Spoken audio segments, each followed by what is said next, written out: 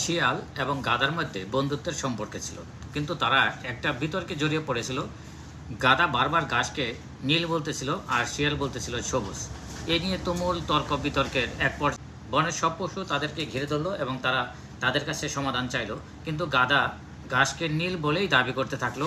কোনোভাবেই গাধাকে ঘাস সবুজ স্বীকার করানো যাচ্ছিল না। উপায়ান্তর না দেখে বনের সব পশু পাখিরা তাদের পরামর্শ দিল সিংহের কাছে যেতে, মানে রাজদরবারে যেতে। শিয়ালের যেহেতু চালাক প্রাণী হিসেবে কিছু নাম ডাক আছে, তাই শিয়াল খুব সহজেই রাজদরবারে যেতে রাজি হয়ে গেল এবং গাধাকে সঙ্গে নিয়ে সে রাজদরবারে গিয়ে উপস্থিত হলো এবং রাজামশাইকে তাদের সমস্যাটার কথা খুলে বলল। এবার রাজামশাই সব কিছু শোনার পর শিয়ালকে 1 মাসের কারাদণ্ড দিয়ে দিল এবং সে যাতে অন্য কোনো প্রাণীর সাথে কথা বলতে না পারে তার নির্দেশ জারি করে দিল।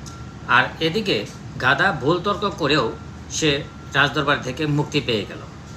উপায়ান্তর না দেখে শিয়াল 1 মাসের কারাভোগ করার পর রাজদরবারে গিয়ে হাজির হলো যে রাজামশাই, আমার তো শাস্তি শেষ হয়েছে, কিন্তু আমার অপরাধটা কী ছিল সেটা আমি এখন পর্যন্ত বুঝতে পারিনি। রাজামশাই শিয়ালকে বলে দিল, তুই গাধার সাথে তর্কে তো হয়েছিস, এটাই তোর অপরাধ। এই গল্পে থেকে আমরা 2টি জিনিস শিক্ষা পেলাম। 1, বন্ধু নির্বাচনে সবসময় আপনাকে সতর্ক থাকতে হবে। ভুল বন্ধুর সাথে চলতে গেলে আপনি যে কোনো সময় বিপদে পড়ে যেতে পারেন। আর 2 নম্বর, মূর্খের সাথে তর্ক করা যাবে না, তাতে আপনি হেরে যাবেন।